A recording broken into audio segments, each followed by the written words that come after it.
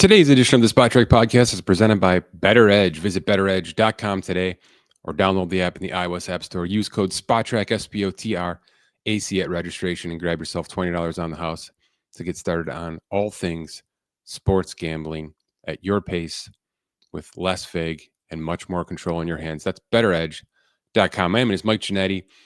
It is Thursday, October 30th. We're near the finish line of October. Week 9 of the NFL season is upon us, starting tonight. We're going to get to plenty of NFL stuff down the road here. But initially speaking, the Blue Jays are on the brink. And that means a couple things. A, the Goliaths are in position to be struck down here, which is quite the storyline for a team that has been so by the book, better across the board, both from a business standpoint and certainly from an on-the-field standpoint in the LA Dodgers. And they kind of feel like a one-trick pony out there right now. The Blue Jays are beating them at their own game. They are a little bit more consistent, certainly more balanced, and defensively speaking, it's not even close. With the wild pitches, some of the defensive miscues that we've seen over the past couple of days. We'll see if they can get to the finish line, though. It's easier said than done against this team. But as we progress towards an actual World Series champion, our calendar flips, and Dan Soman, our MLB resident expert, has updated a quick spotlight on Spotrac.com that highlights what the next couple of weeks are going to look like for Major League Baseball. It's our off-season calendar, kind of broken out piece by piece here. If you want to check that out, I'll give you the highlights, the greatest hits, immediately after the World Series, the next morning. So could be Saturday, could be Monday, right? First day of business. The trade market reopens. So we have collected trade candidates. We do have a trade candidate view for Major League Baseball on Spotrac, and we'll have Dan on soon to highlight some of those notable notes. But the market will reopen officially, and if teams want to get aggressive, and I think a few will at least tinker at that initial opening. But for the most part, we wait till winter meetings for most of the meat and potatoes of this offseason. But one day after the World Series, exclusive negotiation starts. So pending free agents, they can deal with the respective teams still, of course. And eligible players who will be free agents that next day can only negotiate and then re-sign with their respective current club until things officially turn into the 2026 league year. Option decisions. We've talked about a few on here. We're going to go team by team, by the way, Dan and I, for these off-season previews. If you've checked those out, thank you. We'll be adding 5 to 10 minute video snippets for every team with some of these thoughts, especially as we close into the finish line here.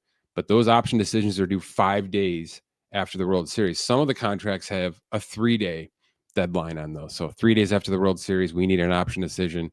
Teams obviously benefit from knowing sooner rather than later. But 5 days after that World Series, all of those option decisions, mutuals, clubs, players, opt-outs, will need to be on the books officially, which will then, of course, change the course of some free agency outlooks in terms of teams and needs and things like that. But we'll have those quickly. Really, by the end of next week, we'll know pretty much who's going to re-sign. That will happen quickly. And then obviously what the option decisions have been, because free agency officially begins then. That's that 6th day. All right. Qualifying offers. I think it's 22.2 million this year. And we've got a decent list. There's probably a dozen candidates. I bet 8 or 9 officially get a qualifying offer, which essentially means they have this black mark attached to them when they hit the free agent market. There's draft compensation coming back for teams that actually sign these players based on, over 50 million, under $50 million contracts. I laid this out on a piece on Spotrac, not less than a couple weeks ago, really. So if you're looking for the nuts and bolts behind the qualifying offer, and I think I threw a half a dozen candidates in there as well, that will soon come into play. It's basically 2 weeks after the end of the World Series. Teams will have to officially slap a qualifying offer, and then players will have the deadline to accept or decline that qualifying offer within that 2-week window. Then we get to the Rule 5 draft stuff. Teams will have to protect some of those Rule 5 candidates before November 18th. What does that mean? Players that are out of options that can be taken, kind of snatched through the minor league system via this Rule 5 draft. If they're on a 40-man roster, they're protected. If they're not, they're open for bidding kind of thing. So you'll see some pretty significant changes at the bottom of rosters, especially for teams that don't have open roster spots on that 40 man, to get some of these last minute top prospects or pending call ups added to their 40 man, officially purchased going forward for 2026. So we'll see some roster shakeups a little bit. The first GM meetings are November 10th through the 13th. That's in Las Vegas. And then we get a little bit of a lull for the holiday break before December 7th, which is the official winter meetings in Orlando. That's when every GM, every front office, lots of the bigwigs are bumping elbows for hours on days, and a lot of things happen. We get a lot of hot stove rumors. We get a lot of purposely put out there, right, players that might be available, things like that. And then we get a little bit of a bump for that first couple weeks of December, and then nothing, right? The holidays hit, the New Year's hit. We'll get some trickling stuff, but then honestly, nothing really comes to full steam until the first or second week of January, when arbitration figures start to come into play, and then free agency, I think, will pick up in its second wave at that point in time. But it's a marathon. It really is. And it's good to have a calendar like this that Dan put together, even for just the casual fan, to understand just how long and drawn out this thing could be, and maybe what the flavor of the week is going to be, because there's 6 or 7 elements, right? I didn't even mention the international pool, which opens up in December. And there's some international amateur signing period stuff, right? Your essentially your UDFAs and all that. That's all kind of crammed into this next 3 months, because the draft is right in the middle of the season. It's a little bit of a backwards league in that regard. So we're not ramping up for like this big offseason prospect draft pool like we're doing with most of the other leagues. It's really just about a slow drip, about retaining players, getting towards that league year, getting towards free agency, and then we'll see 1 or 2 signings per week that are worth our time. And eventually it'll be pitchers and catchers reporting in February, and we're right back at it. So that's that's sort of the quick to long summary here. Again, this calendar is probably pretty useful for you to bookmark, and appreciate Dan putting that together as we get headed into what looks like the official closing of this 2025 Major League Baseball season, one way or another. Will it be a Game 6? Will they need a Game 7? That is still TBD. Okay, speaking of trades, speaking of open season, the NFL trade deadline is Tuesday, the 4th of November. So we're here. I mean, this is going to be week 9 games, and then bang, we're into that official deadline, which is sort of the cutoff point for a lot of movement, a lot of teams deciding who the heck they're going to be for the next 9 weeks of this league year. And then it's the big push to get to the finish line in the NFL. It's in terms of the postseason. So I have put together a quick and dirty 10-player notable trade candidate list on Spotrac. This is obviously in addition to our actual trade candidate tracker, which I kind of demoed on this podcast last week, and it has been added to and updated via either new candidates or trades that have actually come to fruition. So again, that's probably worth a bookmark as well, especially for the next couple of days here, because it not only has a list of candidates by position, by team, it also shows the financials. So we've now flipped the switch to week 10 for trade purposes, which is the deadline week. So you're looking at a real-time look at what a player is going to cost to be acquired at that Tuesday deadline for the remaining 9 league weeks, with the corresponding dead cap staying with their respective teams. So it's as real time and as notable as we can make it. It includes per game bonuses and incentives and things like that, that would transfer to the new team. And that list is about 50 to 60 players deep. We're not going to have 50 to 60 trades, but we might have 10. And I put together 10 names here that I think have a striking chance. I'm certainly not going to hit on all of these, but I've been trying to read through the tea leaves and certainly weed out the bad elements and the true rumors. And you know how it goes, right? Social media can be a mind warp at times, and it's really about who you're listening to and what they're trying to tell us. And because again, nobody's out there saying this player is going to be traded, because there's no worse way to trade a player than to announce that you're going to trade a player. You want to get some value. You want to get something back that's worth your time. Most of the trades we have seen and will continue to see are late draft pick swaps, right? A 7th for a 6th, a 7th and a player for a 6th, whatever it's going to take to get a little bit less than the bottom of the barrel for a player on an expiring contract, a player who is completely fallen out of favor and is just looking for a last chance in the league. We've got some form of kind of those mixtures in this 10-player list. I'll quickly go through them. If you're looking for more detail on these players, I've also got some absolute home run, Hail Mary potential fits for each of these players. So some teams that I think actually could use maybe not this player specifically, but this position for the next 9 league weeks. And so I did try to round this thing out a little bit more than I usually do on these pieces. I'm going to start with weapons. I don't have a quarterback here. Flacco moved, obviously. I don't anticipate Russell Wilson or Jameis Winston moving, especially with Dart's situation.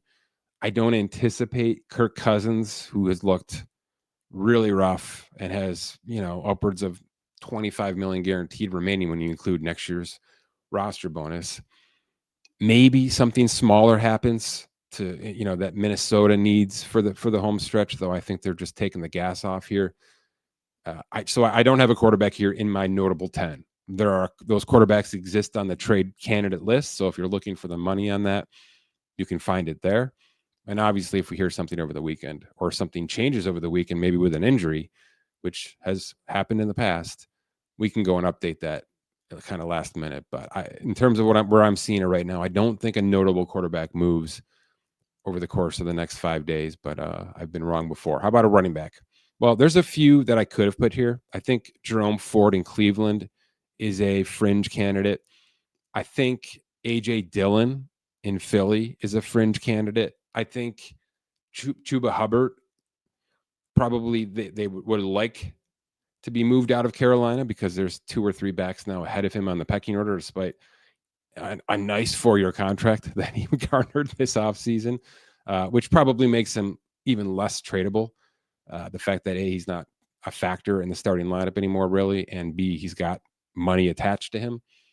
So I went with Breece Hall, despite the fact that the Jets have told us many times that Breece Hall is not in the plans to be moved over the course of the next couple of days, and they've been saying that for weeks.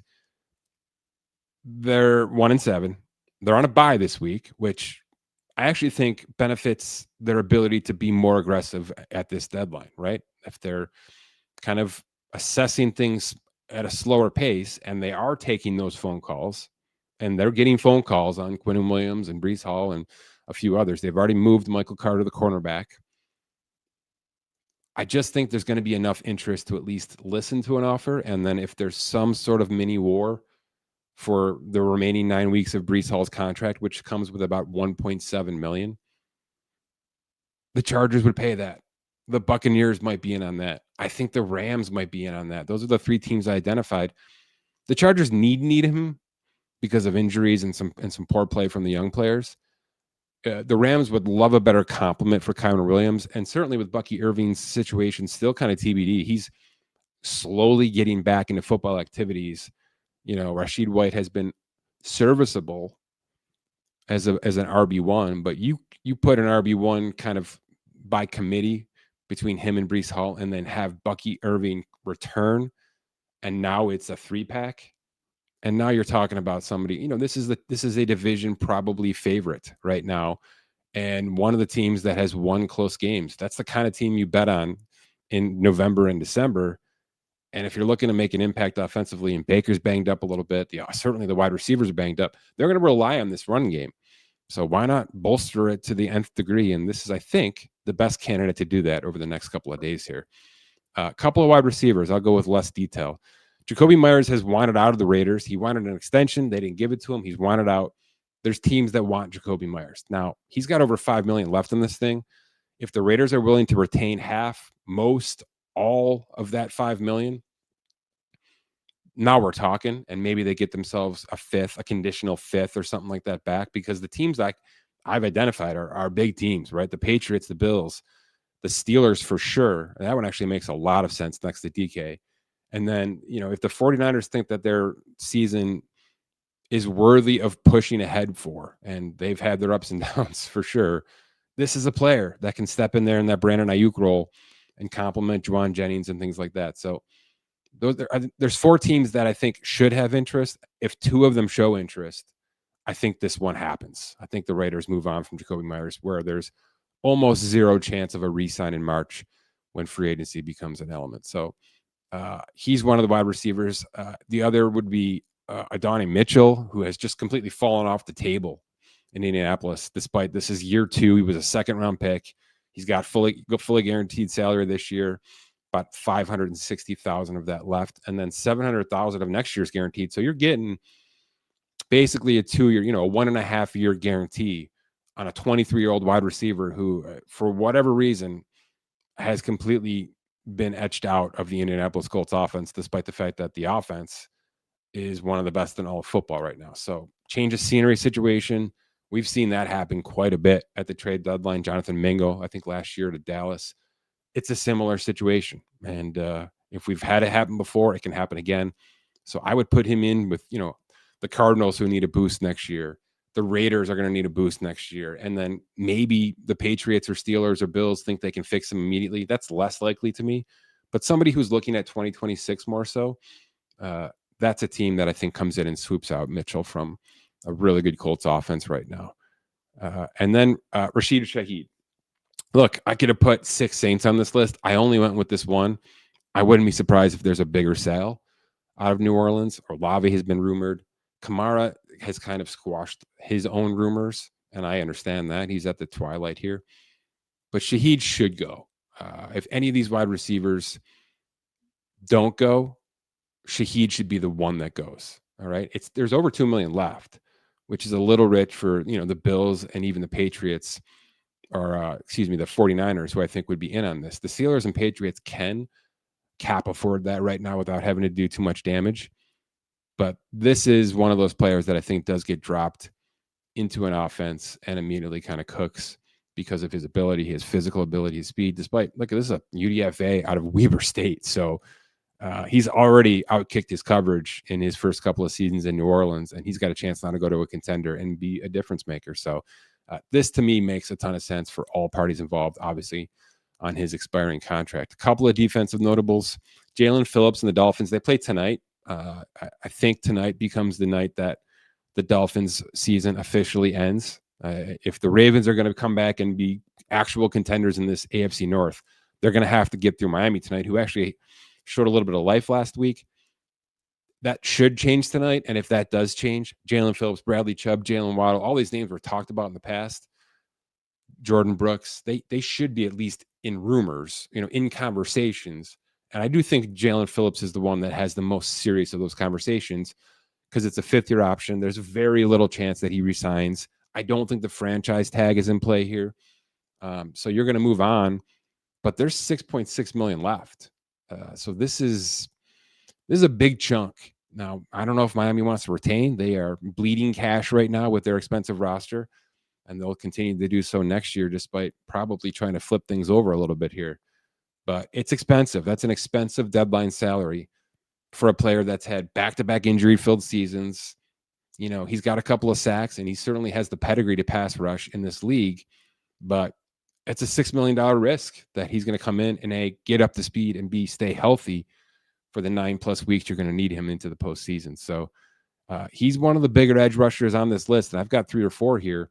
He's also the most expensive. So we'll see just how much of that becomes a problem or a factor as we head towards that November 4th finish line. If I had to guess 2 players on this list that I had to put my own money on that are definitely going to move, here's the 2 names I would give you.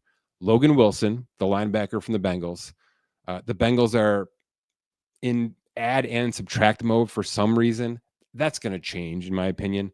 I realize that they are currently somewhat in the driver's seat in their division, which is kind of unbelievable. But to me, that's not sustainable. Joe Flacco has an injury situation that might bring that entire offense back down to earth a little bit here for the next couple of weeks. Logan Wilson has demanded a trade, asked for a trade. They have dialed back his snap count. Now he's dealing with a little bit of a calf injury. Maybe that's part of the trade situation. Maybe not. He's out. He's going to be out. So there's 2.5 years left on this contract. None of it's guaranteed after this year. So you're talking about a little bit less than $3 million for the remainder of 2025. And there are teams that want off-ball linebackers. There's Buffalo, there's Dallas, there's Indy, there's Washington. There are teams looking to upgrade here. if they think he's healthy enough, if they think he can be dropped into a bucket and go hit the ground running, he's the guy. So I would expect Logan Wilson to move. And this one might surprise some people, but because he's a starting cornerback on a division-leading NFC contender. But Rick Woolen, the cornerback for the Seahawks, I can't stop hearing that this guy's going to move. I can't stop reading about it, hearing about it. It's just not a great fit in Mike McDonald's system out there. And when that's been said more than a couple times by the people that are directly attached to this system, it's a fact. And the reason that they feel comfortable saying it is this is a heck of a player. He's not an upper echelon cornerback. He's a versatile, strong cornerback that has outkicked his coverage as a 5th-round pick. He's in the final year of his rookie contract. There's about $2.6 million left. It's the right time for him to go and try to find a new system that's going to fit him, because then he gets to kind of showcase himself in a better fashion before he hits the open market, or if he's extending with that new team. So I think everybody kind of agrees that this is the right move. And now you've got this injury in Denver with Patrick Surtain II that puts Denver in a massive, aggressive driver's seat to go and find some sort of help in the secondary. I think they were already going to do that before this Surtain injury. Now they're absolutely looking for that kind of depth, and maybe even a day one starter. This is your guy. So I would expect these two teams that have dealt before in the past, obviously, I would expect Denver and Seattle to really be in quick talks here to make something like this work, despite the fact that, he's been kind of an every down snap player for the Seattle defense. They believe, at least from what I've been reading, that they can fill in his blanks with players they've drafted and developed and added already on the roster right now. So it's kind of a weird one. We don't see contending teams move starters, but I do think that one's going to happen based on just how much noise I'm hearing. So full list, I got a couple of interior linemen. There's a tight end here, bunch more defensive players, but full 10-man list is available now on Spotrac.com, and check out that trade candidate tracker for, like I said, a couple of dozen players, all with the financials for the actual trade deadline next Tuesday. All right, let's get nerdy. If you're watching on YouTube right now, thank you. Please hit that subscribe button. You are looking at Aidan Hutchinson's in-season blockbuster extension with the Detroit Lions. 4 years, $180 million in terms of the new money, new years. He was in year 4 of that rookie contract and had the 5th-year option exercise for 2026. So this is a 6-year contract now through the 2030 season. What you're looking at here is the 99% confirmed breakdown. There's a couple of elements I'm still trying to confirm, including maybe a couple of guaranteed workout bonuses that may have been converted to signing bonus. But for the most part, I was able to have some back and forth with the agent to confirm some things and get some thoughts. This was kind of a tough one, right? Big injury last year, huge player, number 2 overall pick, huge part of this defense. And it was kind of exactly what we all thought it was, which was this guy became eligible last January.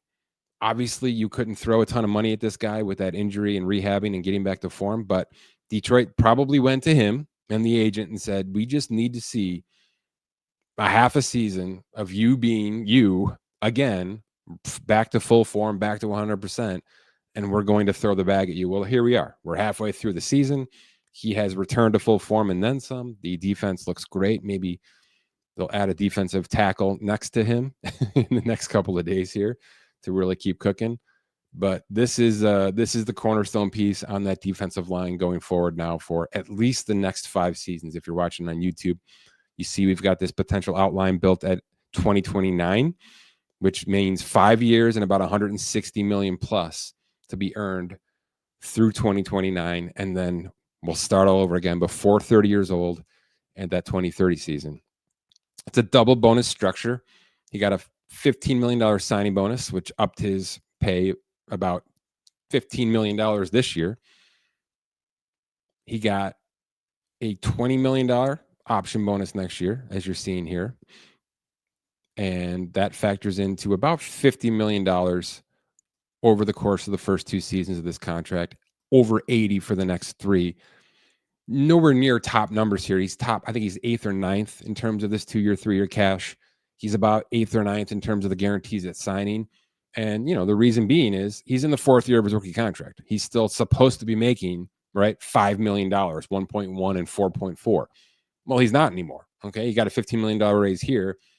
He had a 19 and change fifth year option in 2026. He's now making 10 million more next season. So ample raises this the next season to justify getting out of that rookie contract. And then things get nice and clean. 30, 30, 50, 45.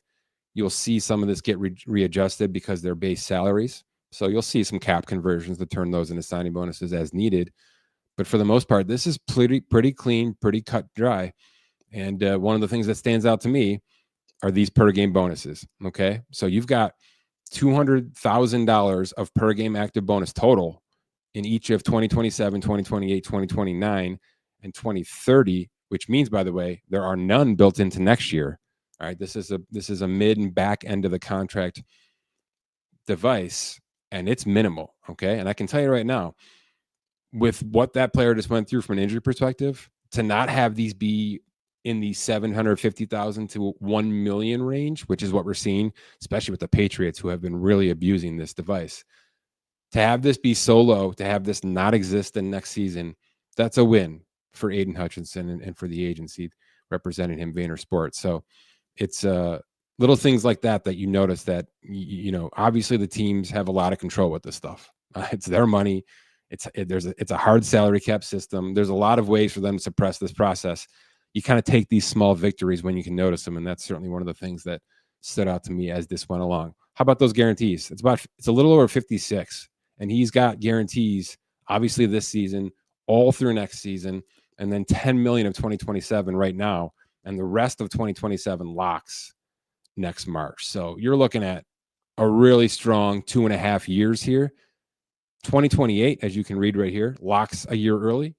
2029, for the most part, locks a year early with just about 6.5 million hanging in the balance until March of 2029, which again is that line of demarcation to start over this process before he turns 30 years old. So there's a lot of really nice player wins here.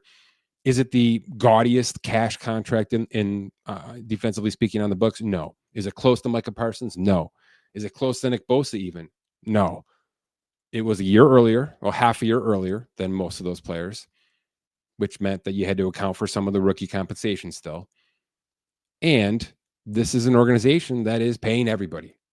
That's part of it. Okay. There's no question that the Lions pushback on some of these numbers, on some of these metrics, had to do with the fact that Jack Campbell, Brian Branch, Jamar Gibbs, Sam Laporta are still, TBD in terms of contract extensions over the next 12 to 24 months. So, you go to a player like this and you say, look, we're going to give you the bag. We're also going to make sure that whatever you're leaving on the table now, you're going to be able to go and get that bag again in contract number 3 before you're 30, when you're still in your prime. That's a big part of it. Okay. It's a marathon, not a sprint right now, despite the fact that contending wise, this is a sprint for the Detroit Lions. So making sure that core players like the players I just mentioned, to go with Goff and Jameson Williams and the offensive line and many others that have already locked in their contracts, become a really deep, well-paid, happy, excited, energized core. It's all part of that process. And this contract reflects that. It's not a team discount per se. And they still got that 45 million per year number to be able to go and market as needed, despite the fact that you kind of all know that's somewhat BS, especially with the fact that you've got 95 million built into the back end of this thing. But for all intents, it's a good 5-year contract. He's going to make 141 here and then some. And not much of that is built into the per game bonuses, which again is a nice little win for Aidan Hutchinson, and probably a good compromise in some of these cash flow, devaluation that he got here, year 1, year 2, year 3, where you're seeing many of these players well over 100 million at this point in time, despite the fact that Hutchinson is in the 80s for his 3-year cash. So it's a good breakdown. Well, it might change slightly, like literally slightly, like tens of thousands, if some of these workout bonuses get converted to a bonus here. But for the most part, this is exactly what things are going to look like. And I'd be remiss if I didn't mention, because of the double bonus structure, because of the little bit of a dip in cash flow, obviously that's gone up a little bit with that signing bonus.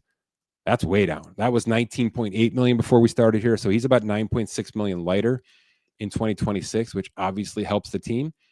These are a little bit heftier. You're going to have a $320 million salary cap at that point in time. and you've got big base salaries here you can convert to signing bonus as needed. So plenty of reasons to help the team out. Friendly for 2 years. I would call these friendly for now, based on what the cap is going to be, and flexible and maneuverable as needed as well. So that's the early look at Aidan Hutchinson and the Detroit Lions with another blockbuster extension on the books. Those of you who follow soccer in any degree, especially here in the United States, our MLS sections have been updated plenty in the past couple of months and in the past couple of days, because the league has released their October salaries from the Players Association, and our MLS people internally here have been working their butts off to make sure that those numbers are up to date. We do have official 2025 salary rankings now, and we're flipping the switch, because it is the postseason, to off-season mode as well. So check out team by team MLS off-season previews, now available on our MLS pages.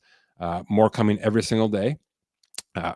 New Spotrac MLS resident expert Caleb Pongrantz has joined the team, and he's writing pretty much every day, multiple articles, pieces, spotlights, previews, financial analysis every single day for us. We're super excited to have him on board. He's got a ton of experience and a ton of ties to the MLS teams themselves. So we're looking for even more coverage and more analysis, financially speaking, as these numbers become available. And they are available right now on the MLS portion of Spotrac.com. Visit Bettor Edge, use code Spotrac, get $20 off at registration. For Scott Allen, my name is Mike Gennari. Thanks for listening to this edition of the Spotrac Podcast.